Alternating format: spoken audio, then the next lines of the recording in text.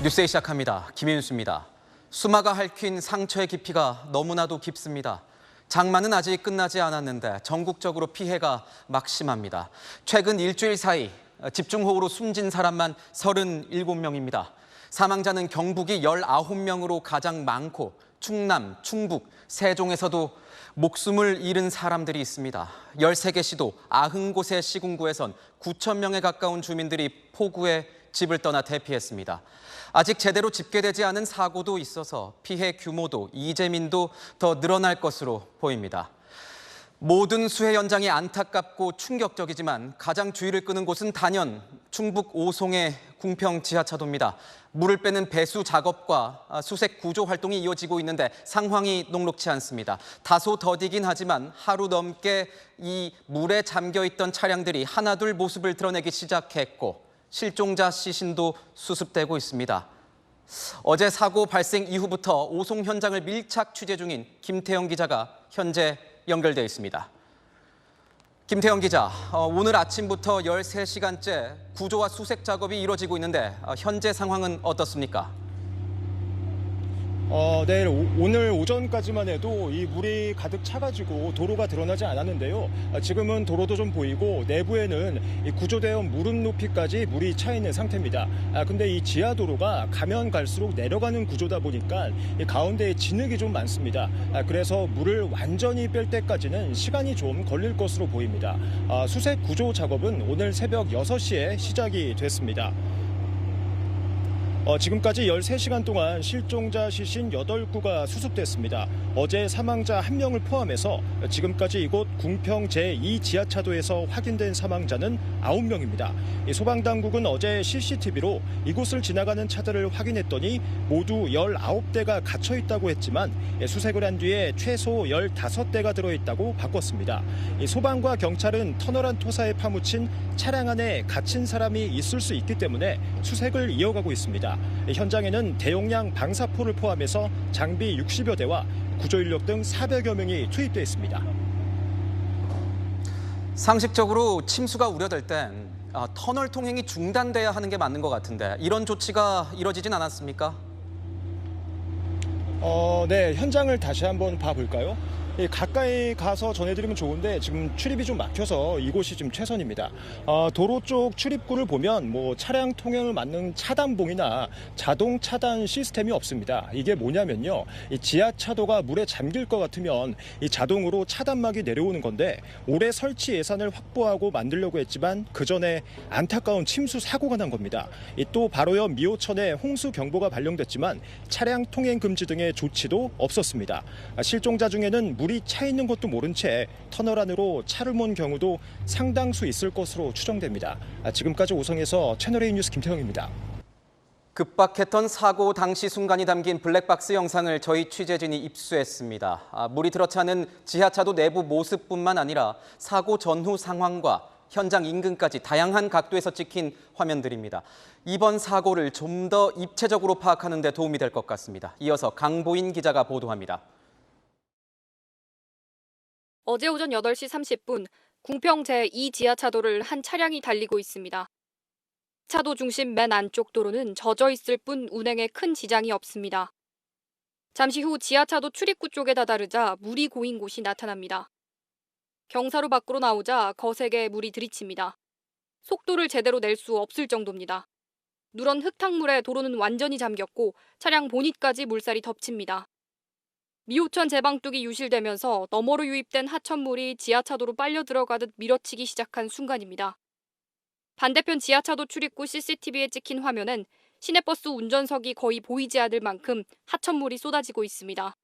430m 지하차도 구간을 거의 빠져나왔지만 그대로 침수되고 말았습니다. 불어난 물살에 겨우 지하차도 밖으로 빠져나와 구조된 시민들의 모습도 포착됐습니다. 지하차도 위 도로 난간을 아슬아슬 붙잡고 버티다 구조대 보트를 통해 가까스로 탈출했습니다. 지하차도에서 나오는데 물살이 있으니까 나오질 못하는 거예요, 이제. 터널하고 벽하고 끼어가지고 못 나오는 거야. 이제 그 사람을 막 잡아당기는데 살리려고. 지하차도 인근 마을, 오전 8시만 하더라도 바닥이 다 드러나 있었는데 오전 8시 40분 도로가 잠길 정도로 물이 차오르고 부유물이 떠내려가는 모습이 주차돼 있던 차량 블랙박스에 기록됐습니다. 9시 40분쯤에는 차량 본인 높이와 맞먹을 정도로 높아졌습니다. 채널A 뉴스 강보인입니다. 무엇보다 사고 수습이 우선이지만 우리가 흔히 지나다니는 지하차도에서 이런 참사가 벌어졌다는 점에서 사고 원인에 대한 궁금증이 커지는 것도 사실입니다. 도대체 얼마나 많은 양의 물이 얼마나 빨리 쏟아져 들어왔길래 차량과 사람들이 빠져나올 수 없었던 건지, 그렇다면 사고가 일어날 낌새는 없었던 건지 따져봐야 할 것 같습니다. 현장 취재 기자 연결하겠습니다. 김태우 기자, 지하차도 옆 강물을 막고 있던 제방이 터지면서 사고가 시작됐다고 하는데 지금 서 있는 곳이 그 문제의 제방입니까? 네, 저는 미호천 제방이 유실됐던 곳에 나와 있습니다. 지금 뒤로 보시는 것처럼 현재는 임시복구 작업이 진행되면서 더 이상 하천물이 밀려오고 있지는 않은데요. 이곳 하천물 제방이 넘쳐지면서 궁평 제2지하차도까지 순식간에 하천물이 밀려들었습니다. 궁평 제2지하차도는 미호천과 직선거리로 400m가량 떨어져 있는데요. 둑을 넘은 하천물이 주변보다 6m가량 저지대에 있는 지하차도로 폭포수처럼 유입된 겁니다. 주민들은 어제 새벽부터 미호천 제방에서 물이 넘치기 시작했지만 아무런 안전 조치가 이루어지지 않았다고 주장합니다. 물은 차올라 오지. 포크레인 한 대 가지고서 그걸 막으려니까. 또 저 지금 그 교량 밑바닥에 바가지가 다니까 밀어 올리들은 못해. 미호천의 홍수 감시를 담당하는 금강 홍수통제소는 어제 새벽 4시 5분과 10분 홍수주의보와 경보 문자를 주민들에게 발송했습니다. 충북도 등에 경보 내용이 전달됐지만 침수 사고 4시간 뒤까지 도로 통제 등은 없었습니다. 지하차도 그 부분에 대한 그때까지도 사고 나기 전까지도 전혀 문제가 없었기 때문에 그냥 평상시대로 관리됐던 거고. 어제 오전 8시 25분쯤 제방이 유실됐는데 20여 분 만에 궁평 제2지하차도까지 순식간에 잠기면서 미처 손을 쓰지 못했다는 겁니다. 충북도 등은 재난 대응 절차를 모두 지켰다는 입장이지만 도로공사로 제방이 무너질 위험이 예전부터 있었다고 주민들은 지적했습니다.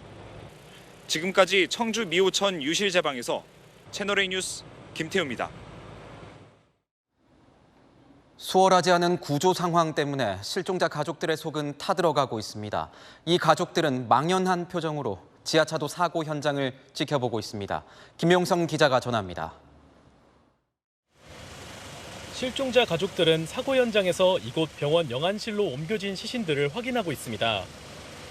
신원이 확인된 가족들은 가슴이 무너지고 기적을 기도하는 실종자 가족들은 먹먹함에 다시 기다립니다. 실종된 40대 치과의사의 아버지는 이 현실이 믿기지 않습니다. 집에 갈 때마다 맨날 전화, 기엄마하고 20분, 30분 전화 통화하는 그런 아들인데 이제 엄마가 내가 어디 전화냐고 또 전화보던 날 듣는 거예요, 지금. 내 주민번호는 못 산다고. 지난주 서울에 있는 대학을 다니고 있는 쌍둥이 손녀들의 자취방을 찾았던 게 꿈만 같습니다. 나 그거 확장에다가 그래서 이제 우리 가볼 때가 도장시간 다 있었는데 손주 며느리 전 식구가 다. 이렇게 폭우가 내리고 제방이 무너졌는데 도로 통제조차 하지 않았다며 결국 인재라며 분통을 터뜨렸습니다. 미호천전이고 저 공사 새로 하고 있고 아니 완전 저지되고 그러면 차량 통제를 했어야 되는 거 아니냐. 당연히 차량 통제를 했어야 되는데 그 통제를 안 하고. 신원이 확인된 빈소가 차려지고 있습니다. 성실했던 버스기사, 새신랑 초등학교 교사 등 이번 사고로 숨진 이들의 안타까운 사연도 이어지고 있습니다. 채널A 뉴스 김용성입니다. 아는 기자, 사회 2부 서상희 기자 나왔습니다. 서 기자, 사고 당시 어떤 상황이었는지 좀 짚어봐야 할 것 같습니다. 네, 실제로 저희에게 제보 주신 분들도 정말 급박한 상황이었다, 정말 가까스로 빠져나왔다 이렇게 말씀하셨는데요. 현장 영상을 보면서 짚어봐야 할 것 같습니다. 블랙박스에 찍힌 시간으로 보면 오전 8시 30분, 첫 신고 접수 15분 전 상황입니다. 차량이 지하차도 중간을 지나자 앞쪽 출구에서 저렇게 흙탕물이 밀려 들어옵니다. 차량들 물을 피해서 이 중앙 분리대 쪽으로 아주 바짝 붙어서 운행을 하는 모습인데요. 불과 10초 만에 앞에 달리는 저 SUV 바퀴가 잠길 정도로 물이 차오릅니다. 이때부터 점점 차량의 속도가 줄어듭니다. 앞 차량과 블랙박스 차량 바퀴 쪽에도 물이 차량 높이만큼 튀어오를 정도로 불어난 모습인데요. 터널 출구 쪽으로 갈수록 물살이 훨씬 더 강해집니다. 사실 이 차량들은 간신히 빠져나왔는데요. 지금 보시는 것처럼 반대편 차선에서는 여전히 차선에서 차량들이 흙탕물이 차오르는 이 터널 안으로 들어가는 모습이 그대로 담겼습니다. 조금 전 영상에서도 보셨지만 네. 순식간에 물이 말려드는 그런 모습인 것 같은데요. 밀려드는 모습이에요. 예, 맞습니다. 사실 다른 각도에서 촬영된 좀 사진을 보면서 다시 한번 좀 설명을 짚어봐야 할 것 같습니다. 약 15분 뒤입니다. 15분 뒤 8시 45분쯤의 모습인데요. 이 지하차도 안으로 저렇게 흙탕물이 걷잡을 수 없이 빨려 들어가는 모습을 볼 수 있습니다. 저 빨간색 시내버스는 이미 잠긴 상태인데요. 15분 뒤인 오전 9시쯤 상황이 담긴 사진도 이 사진도 저희가 입수했습니다. 소방대원들이 지하차도에서 가까스로 탈출한 시민들을 구하는 모습입니다. 당시 신고자분과 제가 통화를 직접 했는데요. 상황 들어보시죠. 막 살려달라고 막 그래요. 차가 잠기게 생겼어. 네네. 꼭대기만 남은 거예요. 네. 막 살려달라고 막 그러길래 내가 그래 내가 119 불러줄게 해가지고 이제 112 먼저 신고하고 네. 또 이제 119 신고하고. 순식간에 벌어진 일이었다곤 하지만 사전 징후들도 분명히 있었을 것 같습니다. 네, 사고 시각 이전 좀 시간을 좀 거슬러 올라가 봐야 할 것 같습니다. 이 사고 발생 1시간 전 오전 7시 30분 이 상황이 담긴 짧은 영상을 저희가 입수를 했는데요. 이 사고가 발생한 지하차도 인근입니다. 화면에서 오른쪽이 바로 미호천이고 가운데가 이번에 유실됐다는 바로 그 제방입니다. 큰 비에 제방이 너무 걱정돼서 이 근처를 지나던 전 이장님이 촬영을 하셨다고 하는데요. 잠시 뒤에 이 제방 일부분이 터지면서 지금 보시는 것처럼 물이 쏟아지는 모습 보이시죠? 콸콸 흘러 넘치는데요. 이게 어제 오전 8시, 그러니까 사고 발생 한 45분 전쯤인 8시쯤이었습니다. 마을 주민들은 비가 온다고 예보가 돼 있었던 만큼 사전에 철저하게 준비를 했어야 한다. 바로 이 부분을 지적하고 있습니다. 저도 그 부분을 이야기하고 싶습니다. 네. 이런 참사를 막을 방법은 없었을까 하는 이런 아쉬움이 남습니다. 많은 실종자분들이 발견된 이 버스가 원래 지하차도를 통과하는 노선이 아니었다고 들었습니다. 네, 맞습니다. 취재를 좀 더 해보니 747번 버스는 사실 폭우로 원래 다니던 그 노선을 우회해서 변을 당한 것으로 확인이 됐습니다. 경찰에 따르면 당시 이 버스가 가야 하는 노선의 일부 구간이 사람 허리까지 빗물이 들어찬 상태라 통제가 안 됐던 지하차도로 우회 운행을 했다고 합니다. 그래서 이 도로 통제 같은 조치가 사전에 필요했다 이런 지적이 나오고 있는 거군요. 네, 맞습니다. 이 사고가 난 지하차도 좀 구조를 다시 살펴봐야 할 것 같은데요. 이 터널 길이는 430m에 달하는데요. 가운데가 이렇게 움푹 파인 구조 형태입니다. 움푹 들어가 있어서 이 물을 담아두는 구조이다 보니까 지하차도 안에 6만 톤의 물이 덮치자 빠져나오기 쉽지 않았습니다. 앞서 말씀드린 것처럼 자동 차단 시설도 설치 예정은 있었지만 실제 설치는 안 돼 있었던 것으로 확인됐습니다. 그래서 지금 도로 통제 이야기가 나오는 건데요. 저희가 금강 홍수 통제소에 좀 시간대별 조치를 한번 확인을 해봤습니다. 사고 당일 오전 4시 10분 이미 미우천 수위는 홍수 경보 기준인 8m에 달했고 오전 6시 30분에는 심각 수준인 9m가 넘었다고 합니다. 통제소는요, 오전 6시 35분 청주시 등 지자체에 주의를 당부했지만 지하차도에 대한 통행 제한 조치 등은 이루어지지 않았는데요. 지자체는 전화를 받은 건 맞지만 교통을 통제하라는 내용 자체는 아니었고 이 차도에 대한 통제 권한이 없었다고 말합니다. 사실 여름철마다 반복되는 지하차도 사고에 대한 안전조치가 제대로 이루어졌는지 따져봐야 할 대목입니다. 네, 지금까지 아는 기자 서상희 기자였습니다. 경북 지역의 피해도 심각합니다. 특히 산사태로 주택이 매몰돼 실종된 사람들이 아직까지 구조되지 못하고 있습니다. 현장 나가 있는 취재 기자 연결하겠습니다. 김단비 기자, 경북 예천에서 산사태가 일어난 건 어젠데 아직도 구조 작업이 이루어지고 있는 겁니까? 네, 저는 경북 예천 감천면 마을에 나와 있습니다. 지금 제가 서 있는 곳은 수색 현장에서 약 50m 떨어진 곳인데요. 보시다시피 토사가 안으로 들어와서요. 물을 머금고 있어서 마치 뻘처럼 발을 한 발 한 발 내딛기도 힘들 정도로 푹푹 빠지는 형국입니다. 다행인 건 오늘 비가 좀 소강 상태를 보여서요. 수색 작업을 이어갔는데요. 소방과 군인 1000여 명이 투입됐고 안내경과 드론까지 동원이 됐습니다. 하지만 워낙 많은 토사가 밀려든 탓에 좀처럼 속도를 내지 못했는데요. 가족들은 속절없이 시간이 흐르고 있다며 매우 안타까워했습니다. 화장실에 있던 분은 살았는데 집안에 있던 사람은 실종된 거죠. 본인 주민등록증하고 뭐 그런 게 나왔대요. 얼른 찾아야 되는데 찾지를 못하니까 저희들도 답답해요 지금. 네, 김 기자, 비는 소강 상태라고 했는데 사망자는 늘고 있습니까? 네, 오늘 오후 효자면에서 실종됐던 60대 여성이 추가로 발견됐습니다. 다만 숨진 채 발견됐는데요. 안타깝게도 남편은 아직까지 찾지 못하고 있습니다. 이 밖에 앞서 급류에 휩쓸렸다 구조됐던 한 명도 병원 치료를 받다 끝내 숨졌습니다. 지금까지 경북 지역에서 확인된 사망자는 19명이고요.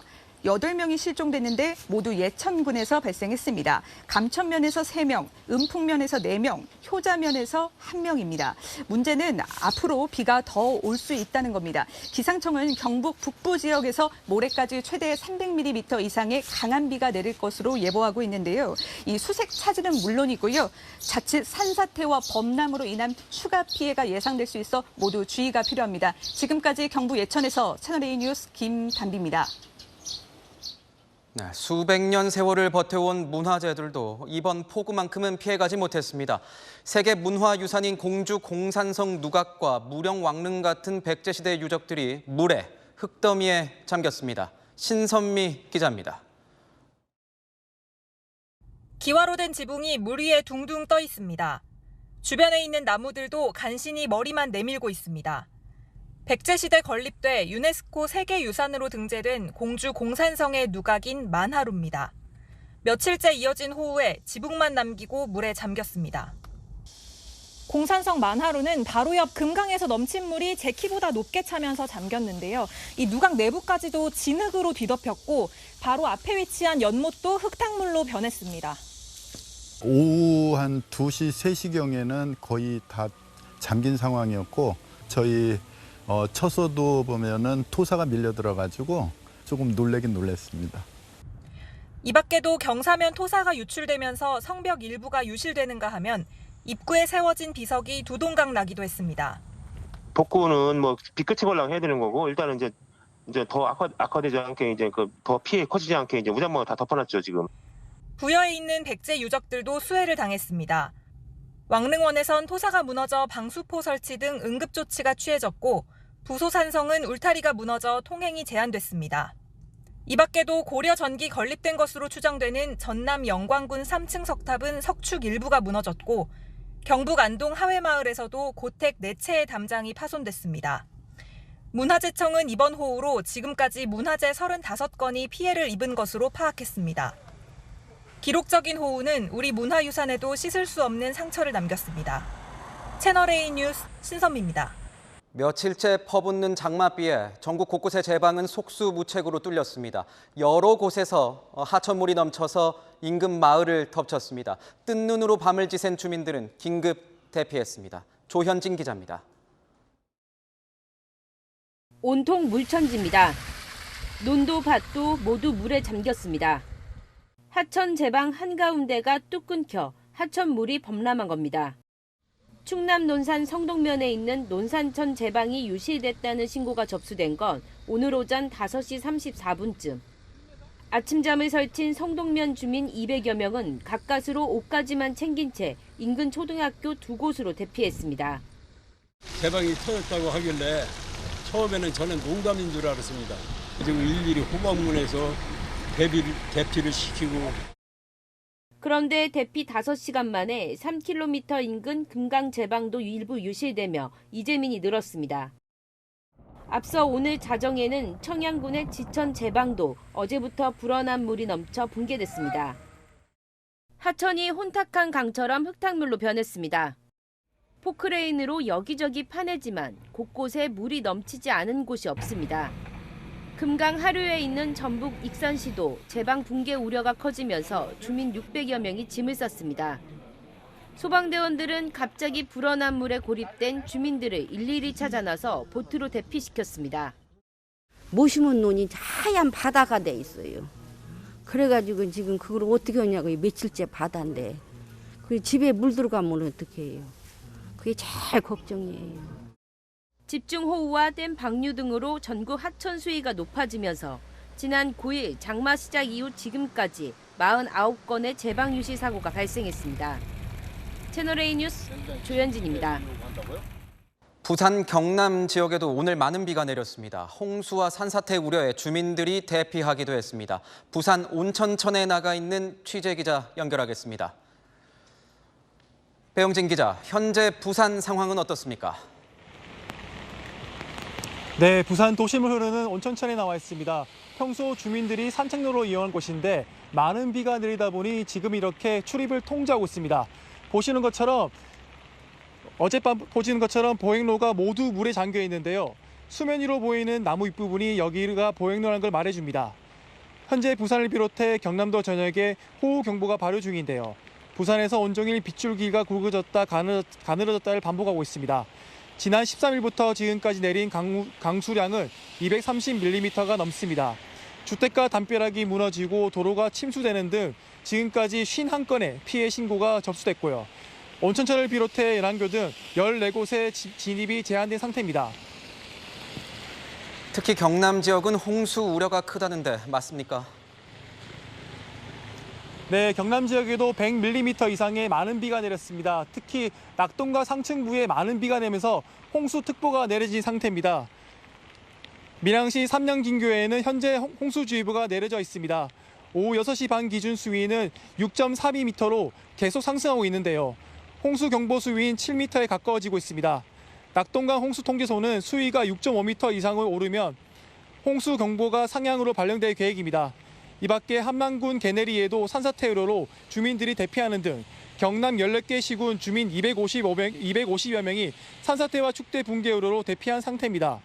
기상청은 모레까지 부산 경남 지역에 최대 250mm의 많은 비가 내릴 것으로 내다봤습니다.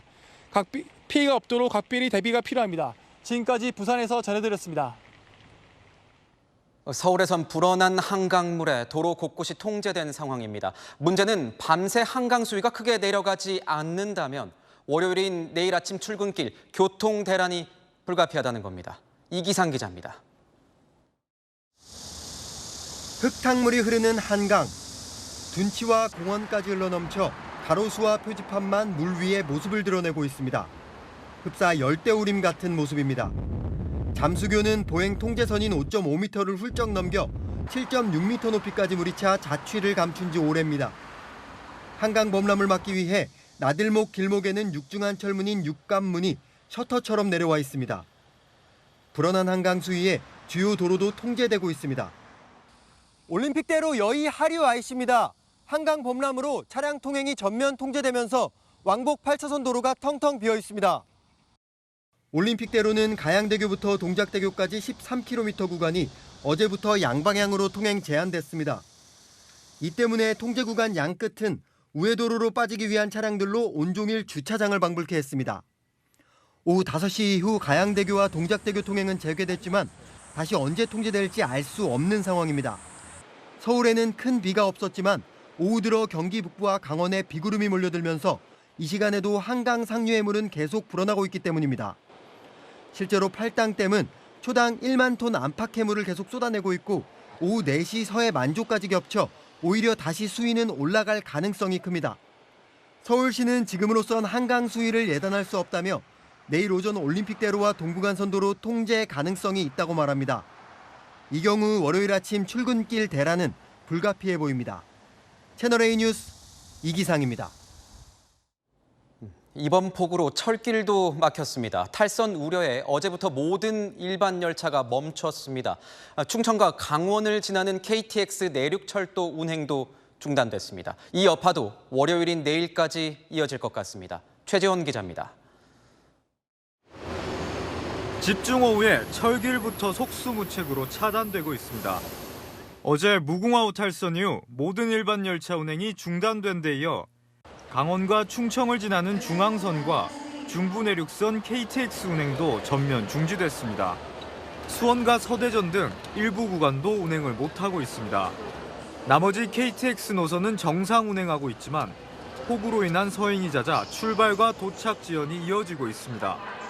지연되진 않죠? 지연될 거예요. 서행 운행할 수밖에 없어요. 알았어요. 지연은 따로. 네. 시민들은 답답할 뿐입니다. 생각지도 못하게 또 지연된다 생각에 조금 답답하기도 하고 그래서 뭐 방법이 없으니까 따로 뭐 보상 규정도 없다고 하는데 문제는 주말 이후 첫 출근인 내일입니다. 청주 무궁화호 탈선 복구는 일러야 내일 새벽 4시에 가능할 전망이고 비를 잔뜩 머금은 남부 지역 역시 당장 정상화가 쉽지 않은 상황입니다.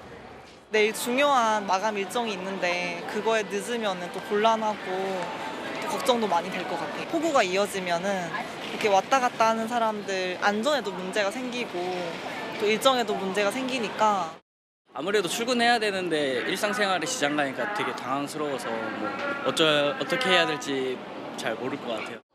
폭우로 열차 운행이 차질을 빚으면서 시민 불편도 길어지고 있습니다. 채널A 뉴스 최재원입니다. 야속하지만 이번 장맛비는 앞으로 사흘 더 내릴 것으로 보입니다. 특히 모레까지 최대 250mm의 폭우가 예보된 만큼 올 장마의 최대 고비가 될 것 같습니다. 게다가 이 비는 이미 수해 규모가 큰 충청도, 전라도, 경상도에 집중된다고 해서 우려가 큽니다. 이현용 기자가 보도합니다. 기상청은 오늘 전국적인 규모의 비는 앞으로 사흘 더 이어지겠다고 예보했습니다. 오늘 남해안에 최대 200mm 이상의 비를 뿌렸던 정체 전선이 내일 다시 북상합니다. 충청과 경북 지방에 재차 비가 집중될 전망입니다. 상당한 강수량이 예상되는데 앞으로 이틀이 고비입니다. 모레까지 충청, 전라, 경상권에 100에서 200mm, 일부 지역엔 250mm 이상 내릴 수도 있습니다. 경기 남부, 강원 남부 내륙에도 30에서 120mm의 비가 예보됐습니다. 수도권을 비롯한 그 밖의 지방은 10에서 60mm가 예상됩니다. 기상청은 매우 많은 비가 내린 지역에 다시 강하고 많은 비가 예상된다며 철저한 대비를 당부했습니다. 현재까지 매우 많은 비가 내려서 여러 가지 사고가 재해가 발생되고 있는 그 지역과 앞으로 매우 많은 비가 예상되는 지역이 일치함을 확인할 수가 있습니다. 이번 비는 오는 수요일까지 전국적으로 내릴 전망인데 장마가 그대로 끝나는 건 아닙니다. 정체 전선이 다시 남쪽으로 내려가면서 주 후반에도 지역적으로 비는 이어질 전망입니다. 통상 장마는 약 한 달간 이어집니다. 올해 장마는 이제 3분의 2 정도 지나간 셈인데 누적 강수량을 보니 벌써 평년 장마 기간의 전체 수치를 뛰어넘었습니다. 앞으로 예보된 강수량도 상당해 올해 장마는 역대 손꼽히는 강수량으로 기록될 전망입니다. 채널A 뉴스 이현용입니다. 정부는 총력 대응에 나섰습니다. 군 장병 2,500명이 수해 현장에 투입돼 구조와 복구 작업을 벌이고 있습니다. 해외 순방 중인 윤석열 대통령은 국내 폭우 상황을 감안해 일부 일정을 줄이고 귀국하기로 했습니다. 안보겸 기자입니다. 물이 허리까지 차버린 건물 내부에서 군인들이 한 시민을 구출하고 있습니다. 시민이 구명보트를 타는데 어려움을 겪자 기꺼이 자신의 몸을 숙여 발을 디디게 합니다. 저 발로 밟고 올라가세요. 특전사 스킨스쿠버가 수중 수색 작전을 벌이고 양수 장비를 동원해 침수된 지하차도 물을 퍼냅니다. 굴삭기는 쓰러진 나무 잔해를 쉴 새 없이 치우고 장병들은 삽으로 토사를 퍼내 마대자루에 담습니다. 군 당국은 호우 피해가 큰 충청, 경상 지역에서 장병 2,500명을 투입해 구조와 피해 복구에 나섰습니다. 굴삭기, 군안차, 덤프트럭 등 장비 60여 대도 투입됐습니다. 여야는 한 목소리로 하루빨리 피해 지역을 특별 재난 지역으로 선포해야 한다고 주장했는데 정부 역시 검토에 들어갔습니다. 특별 재난 지역으로 선포되면 국비 지원과 함께 피해 주민에게 세금 납부 유예 등 혜택이 주어집니다. 해외 순방 중인 윤석열 대통령은 폴란드 현지에서 중앙재난안전대책본부를 화상 연결해 집중호우 대처 점검 회의를 주재했습니다. 윤 대통령은 재난 피해에 대한 지원은 신속하게 이뤄져야 한다고 강조했습니다. 또 경찰은 지자체와 협력해 저지대 진입 통제를 무리하다 싶을 정도로 해달라고 주문했습니다. 윤 대통령은 현지 박물관 방문, 정상 부부 간 친교 시간을 취소하는 등 일정을 단축해 내일 귀국합니다. 채널A 뉴스 안보겸입니다. 아는 기자, 정치부 조아라 기자와 함께 윤석열 대통령의 우크라이나 방문, 그 막전막후를 조금 더 알아보도록 하겠습니다. 조 기자, 윤 대통령의 이번 우크라이나 방문 일정, 조 기자는 알고 있었습니까? 네, 저도 나중에서야 좀 알게 됐습니다. 이 폴란드 방문 마지막 일정이 마무리된 지난 14일 저녁 7시쯤 국가안보실 1차장의 브리핑 예정 공지만 공유된 채 현지에 나가 있는 채널A 기자와도 연락이 끊겼었습니다. 현지 취재진도 당시 브리핑 공지를 보고 웅성거렸다는데요. 이미 기자들은 귀국을 위해 이 수화물을 호텔 로비에 내놓고 숙소 열쇠까지 반납한 상황이었습니다. 이 브리핑 직전 대한민국 기자가 아닌 분들은 나가달라며 이 한국 기자 이외 모든 인원을 브리핑 룸에서 퇴장시켰고요. 이 대통령실 고위 관계자는 연단에서 죄송하다, 앞으로 2박을 더 하셔야 될 것 같다며 우크라이나 방문 사실을 처음으로 알렸습니다. 그리고 이 해킹 가능성에 대비해서 최소한의 빈도로 통신해달라, 또 우회적인 언어로 통신해달라고 거듭 당부했습니다. 이 마치 첩보 작전을 방불케 하는 상황이었습니다. 그러니까 그 후에 윤 대통령이 우크라이나에 들어간 건데, 윤 대통령은 어떻게 우크라이나에 들어갔는지 혹시 취재된 게 있습니까? 네, 대략적인 루트만 공개가 됐습니다. 이 폴란드 수도 바르샤바에서 우크라이나 서쪽 국경 중 가장 안전한 폴란드 경유지를 거쳐 우크라이나 수도 키이우로 들어갔다고 합니다. 이 항공기와 차량, 열차를 번갈아 이용해서 이 편도만 무려 14시간이 걸린 험난한 여정이었다고 하는데요. 이 비행기로는 채 2시간이 걸리지 않았을 거리지만 러시아의 침공으로 하늘길이 막히면서 이 왕복 시간을 모두 따지면 27시간이 걸렸습니다. 이 러시아의 미사일, 로켓, 그리고 대포와 드론 공격을 감내하고 윤 대통령이 직접 전쟁지에 들어간 겁니다. 그런데 조 기자, 이게 보면 우리 군 파병지가 아닌 전장에 우리 대통령이 방문한 건 이번이 처음이라고 하는 건데, 꼭 우크라이나에 윤 대통령이 들어갔어야 하는 그런 이유 같은 게 있습니까? 네, 우선 이 자유주의 가치 연대를 재확인하는 차원이 큽니다. 생 즉 사, 사 즉 생의 정신으로 우리가 강력히 연대해 함께 싸워 나간다면 분명 우리의 자유와 민주주의를 지켜낼 수 있을 것입니다. 네, 66조 원에 이르는 우크라이나 재건 사업의 활로를 개척하겠다는 것도 반영된 걸로 보입니다.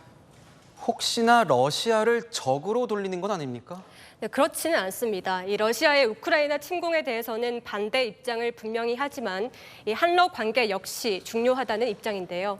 실제 박진 외교부 장관은 지난 13일 인도네시아 자카르타에서 열린 아세안 관련 외교장관 회의를 계기로 러시아 외무장관과 최소 3차례 이상 만났습니다.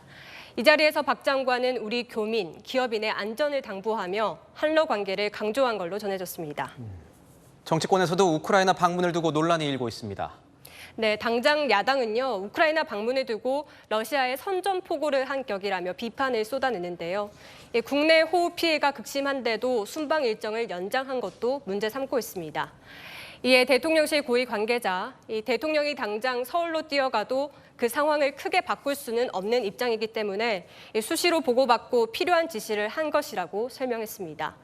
윤 대통령은 우크라이나 방문 일정을 단축해 내일 귀국할 예정입니다. 네, 지금까지 아는 기자, 정치부 조아라 기자였습니다. 아시아나항공 조종사 노조의 준법 투쟁으로 인천과 베트남 호찌민으로 가는 국제선 항공편이 처음 결항됐습니다. 오는 24일로 예고된 파업까지 진행되면 항공대란이 오는 건 아닌지 우려됩니다. 이민준 기자입니다. 오늘 오전 7시 35분 인천국제공항을 출발해 베트남 호찌민으로 가는 아시아나항공 비행기가 결항됐습니다. 어제 저녁 아시아나항공이 SNS 메시지를 통해 밝힌 결항 사유는 조종사 노동조합의 단체 행동이었습니다. 낮 12시 5분 호찌민에서 인천으로 올 예정이던 항공편도 함께 결항됐습니다.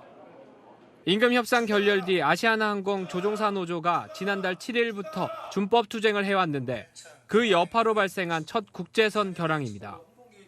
준법 투쟁 이후 병가를 낸 조종사를 다른 인력으로 연쇄적으로 대체하다 결국 오늘 항공편 기장을 찾지 못한 겁니다. 이 때문에 인천에서 125명, 오후엔 호찌민에서 171명의 승객이 비행기를 타지 못했습니다. 여객 이용을 앞두고 피해를 보신 고객분들께 죄송한 마음이며 결항편 고객분들께는 타사의 대체 항공편이나 후속 항공편을 안내하여 모시고 있습니다. 한 달여간의 준법 투쟁 여파로 지금까지 국내선 8편이 결항됐고 국제선 35편과 국내선 19편 등 모두 54편이 지연됐습니다. 문제는 노조가 오는 24일부터 파업을 예고한 점입니다. 항공산업은 필수 공익 사업으로 국제선은 인력의 20%, 국내선은 50%까지 파업에 참여할 수 있습니다. 합법적인 범위 내에서 이뤄지는 준법 투쟁도 결항과 비행기 연착을 유발하는데 실제 파업이 시작될 경우 여름 휴가철 성수기 항공기 결항이 더 늘어날 것이란 우려가 나옵니다. 채널A 뉴스 이민준입니다. 최근 동해안에서 식인상어가 심심치 않게 발견되고 있습니다. 기후변화로 한반도 주변 바닷물 온도가 오르자 원래 따뜻한 바다에 살던 상어가 우리 바다 앞에 출몰하게 된 겁니다. 휴가철 상어주의보를 내려야 할 판입니다. 현장 카메라 강경모 기자입니다. 강원 속초 해수욕장입니다. 최근 상어가 강원 동해안에서 자주 나타나면서 이렇게 상어를 조심하라는 경고문까지 붙었는데요. 상어 출몰에 비상이 걸린 현장으로 가보겠습니다.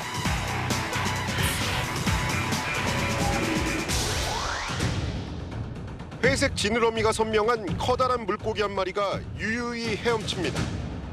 2.5m 크기의 청상아리로 추정되는 상어로 삼척 앞바다를 순찰하던 해경이 발견했습니다. 청상아리는 공격성이 강해 사람을 공격하는 경우도 있는 것으로 알려져 있습니다. 속초 장사항 앞바다에선 죽은 백상아리가 그물에 걸린 채 발견됐습니다. 영화 조스로 유명한 식인상어로 상어류 중에서도 가장 난폭합니다. 국내에선 1950년 이후 6명이 상어에 물려 숨졌는데 모두 백상아리의 공격을 당했습니다. 과거 동해에는 이따금씩 나타나던 상어가 올해 유독 자주 발견되고 있습니다. 최근 한 달간 강원과 경북 해안에서 발견돼 해경에 신고된 상어는 14마리입니다. 5년 전부터 이렇게 조금씩 늘어나는 증가를 보였는데 올해 거의 갑자기 그냥 몇 배 지금 증가한 거죠. 피서객들은 불안을 감추지 못합니다. 백상아리가 나왔다고 해가지고 조금 물에 들어가도 되나 조금 걱정되긴 하더라고요. 진짜 무서울 것 같고요. 진짜 최대한 살기 위해서 도망칠 것 같아요. 지자체들도 비상입니다. 해수욕장 일대엔 600m 넘는 그물망까지 설치됐습니다. 물놀이를 즐기는 피서객들을 보호하기 위해 설치된 그물망입니다. 그물 간격도 3cm에 불과해 작은 물고기 외에 다른 해양 생물들은 들어올 수 없습니다. 강한 전류를 쏴 상어를 쫓아내는 퇴치기도 등장했고 해경 순찰도 대폭 강화됐습니다. 상어 출현 시 물 밖으로 대피해 주시기 바라며 즉시 해양경찰에게 신고해 주시기 바랍니다. 상어 출몰이 잦아진 이유는 무엇보다 동해 수온이 급속도로 올랐기 때문입니다. 최근 50년간 한반도 주변 해역 온도는 1.35도 상승했는데 동해는 무려 2도 가까이 올랐습니다.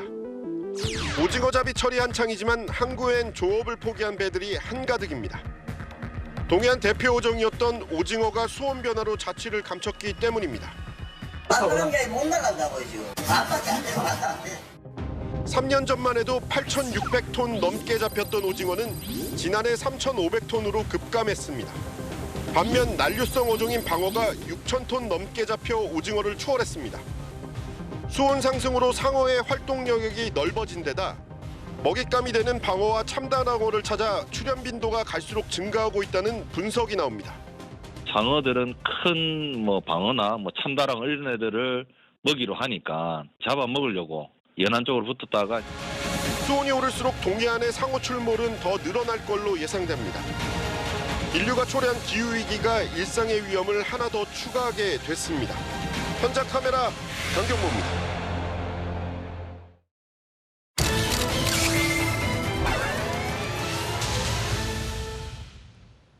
사람을 죽이고 수감된 무기수가 교도소 안에서 또 살인을 저질렀다면 어떤 판결을 받아야 할까요? 대법원이 며칠 전 그 답을 내렸습니다. 이 사건 처음 취재한 성혜란 기자 나왔습니다. 자, 성 기자, 교도소 안에서 믿기 어려운 살인 사건이 벌어진 거죠? 네, 맞습니다. 제가 이 사건 발생 직후부터 계속해서 취재를 해왔는데요. 네, 이 사건, 2021년 12월 공주교도소에서 일어났습니다. 이 출소를 석 달 앞둔 재소자가 멍투성이 시신으로 돌아왔다는 유족 목소리 먼저 들어보시죠. 배 부분에 심한 그런 몸자국, 피멍과 팔다리의 멍과 어떻게 생겼을지 모르는 피딱지들이.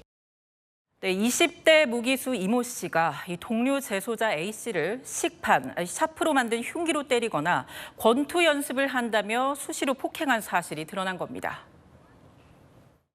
살이 살길이 이렇게 갔기 때문에 충분히 소리가 나잖아요. 그러니까 하루에 대략적으로 1시간 정도 그런 소리가 들려요. 어차피 무기수라 이 사람 하나 더 죽여도 똑같다며 재소자들을 위협하고 있다는 내용의 이 국민신문고 민원까지 올라왔지만 살인은 결국 막지 못했습니다. 그래서 항소심 재판부는 결국 사형을 선고했죠? 네, 맞습니다. 항소심 재판부는요, 이 무기징역 이하의 형이 어떤 의미일지 의문이라면서 항소심으로선 7년 만에 처음 사형을 선고했습니다. 이 당시 사형을 구형한 검사의 이야기 제가 직접 들어봤습니다. 강도살인죄로 무기징역을 선고받은 지 불과 1년여밖에 지나지 않아서 다시 교도소에서 사람을 살해한 것이어서 사형을 선고할 필요가 있다고 생각합니다. 하지만 최종 시민 대법원 판단은 다르지 않았습니까? 네, 이 대법원은 한마디로 사형은 과하다 이렇게 봤습니다. 이 대법원은요, 확실한 고의가 아니라 누적된 폭행으로 인한 사건으로 판단했고 피해자도 한 명에 그쳤다고 설명했습니다. 이 유족들은 대법원 선고 당일 와서 울분을 토로했습니다. 무기징역수니까 사람 하나 죽여도 또 무기징역이야. 그렇게 하면서 협박하고 그렇게 잔인하게 사람을 죽였는데 가해자의 생명만을 그렇게 유지를 시켜주시려고 하는 그런 가치가 있는 건지 정말 이해를 할 수가 없습니다. 무기징역을 받으면 가석방도 가능해지는 거 아닙니까? 네, 말씀하신 것처럼 무기징역의 경우 20년 형기를 채우면요, 이 가석방 가능합니다. 그래서 항소심은 사형이 집행되지 않더라도 가석방 없는 종신형으로 사형 선고가 의미 있다고 봤는데요. 대법원의 판단은 달랐습니다. 사형은 고유의 형벌로 존재하는 것이고 실질적인 종신형을 집행하기 위한 수단으로 선고해서는 안 된다는 겁니다. 현재 대법원은 7년째 사형 선고를 하지 않고 있죠. 네, 그렇습니다. 이 마지막 사형수는요, 지금까지 이 총기를 난사해서 동료 5명을 살해한 혐의로 2016년 사형이 확정된 임병장입니다. 그 이후로 7년간 사형 선고 없습니다. 이 사형 집행은 더더욱 오래된 1997년이 마지막입니다. 결국 실질적 법정 최고형은 무기징역이 된 셈인데 무기수 추가 범죄에 대한 엄벌과 교화에 대한 고민 깊어지고 있습니다. 네, 지금까지 사건을 보다 성혜란 기자였습니다.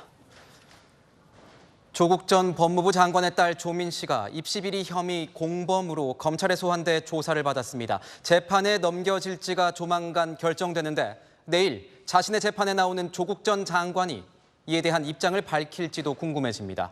박자은 기자입니다. 지난 금요일 검찰은 조국 전 장관의 딸 조민 씨를 입시비리 혐의 피의자로 불러 조사했습니다.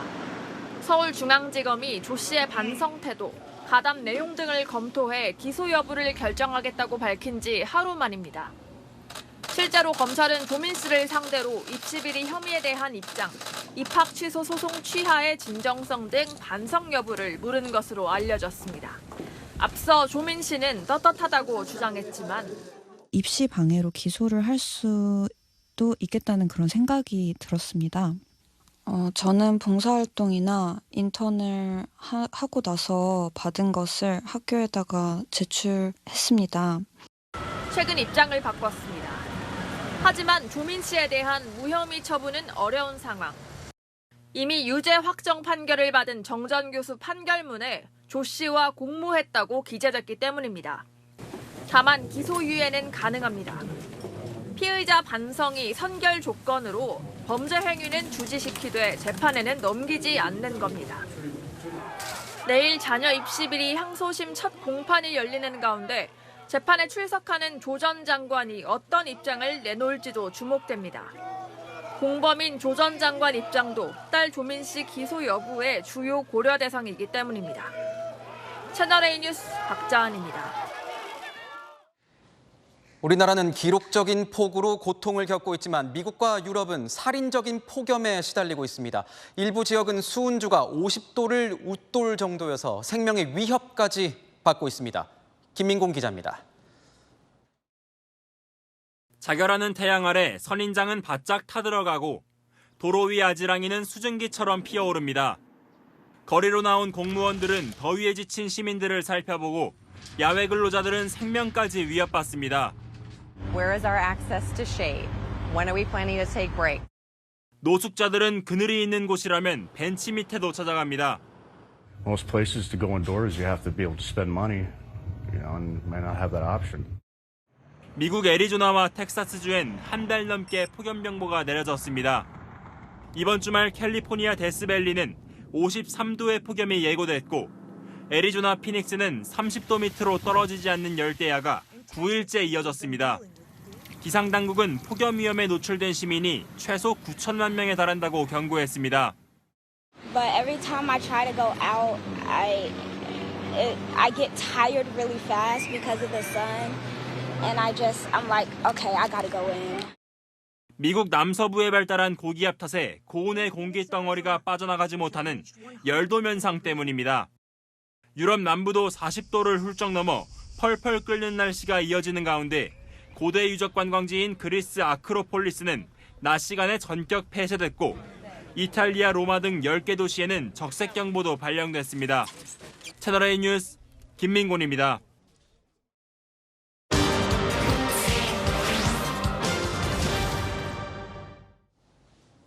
트위터의 대항마로 불리는 새로운 SNS가 돌풍을 일으키고 있습니다. 페이스북 창업자 마크 저커버그가 선보인 스레드가 역대급 속도로 가입자를 늘려가며 일론 머스크의 트위터를 바짝 뒤쫓고 있습니다. 스레드가 파고든 트위터의 틈이 도대체 뭐길래 오죽하면 두 사람이 격투기 대결까지 하려는 건지 궁금해집니다. 세계를 보다 권갑구 기자입니다. 영화 아이언맨의 주인공이 만나는 저명 인사들 가운데 한 명으로 등장하는 일론 머스크. Those Merlin engines are fantastic. Oh, thank you. Yeah. Good idea for an electric jet. You do. Then we'll make it work. 자율주행 차부터 우주여행, SNS까지 사업을 넓히던 머스크는 테슬라의 자원을 동원해 아이언맨처럼 저택을 특수 유리로 지으려다 내부 조사를 받고 있다고 월스트리트 저널은 보도했습니다. 트위터를 인수한 머스크는 비용 절감을 이유로 80%에 가까운 인력을 해고했고 이들 중 일부는 경쟁사 메타로 이직했습니다. 가짜뉴스로 사용 정지를 당했던 극단주의자들이 돌아오고 유료화 정책, 잦은 서비스 장애 등으로 반발하던 이용자들을 페이스북 창업자 마크 저커버그가 비집고 들어갔습니다. I think Twitter's had its day. I think anything can basically rival Twitter nowadays. 스레드 가입자 수는 출시 닷새 만에 1억 명을 돌파했고 한국 가입자 수도 100만 명을 넘어 역대 인터넷 서비스 중 가장 빠른 가입 속도를 보입니다. 23억 개에 달하는 인스타그램 계정의 사용자가 손쉽게 가입할 수 있어 활성 계정 4억 3천만 개인 트위터를 위협할 수 있습니다. So if only 1 in 10 Instagram users tries using Threads, it's overtaken Twitter in the blink of an eye. 트위터 모방이라며 분노한 머스크는 격투기 대결을 제안했습니다. 약골이라는 조롱에 저커버그는 훈련 사진으로 응수했고 대결 준비가 됐다는 도발에는 장소를 보내라며 맞받아쳤습니다. And I'm excited to see them take on the journey of being martial artists in their own way. And I look forward to training with each of them. 스레드 출시 열흘 만에 트위터 광고 수입이 50% 떨어졌다며 위기를 시인한 머스크. The digital cage match has started and Zuckerberg has thrown a major punch. Now what Musk needs to do is continue to innovate. 초반 기세는 저커버그의 한판 승으로 보이지만 Can it continue to capture users' attention? Is it going to be a one-and-done app for a number of users that have just signed up? 또 다른 혁신을 예고한 머스크와 저커버그의 사업 결투는 이제 시작입니다. 세계를 보다 권갑구입니다. 내일도 수도권과 강원 북부는 곳곳이 소강 상태를 보이겠지만 충청 이남 지역에는 강한 집중호우가 계속되겠습니다. 특히 전남과 경남은 오늘 밤부터 내일 새벽까지, 충청과 전북, 경북은 내일 오전까지가 고비로 예상됩니다.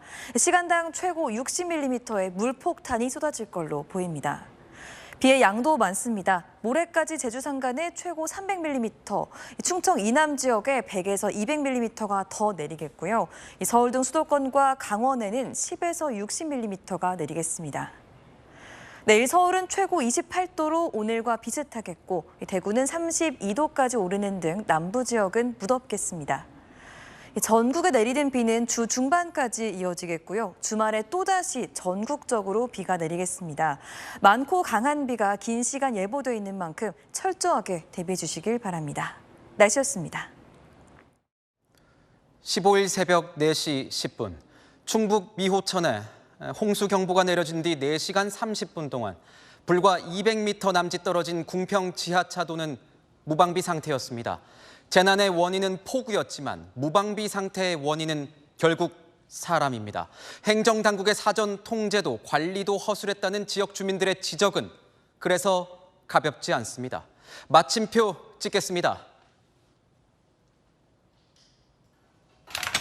지연된 대응은 대응이 아니다. 뉴스에이 마칩니다. 고맙습니다.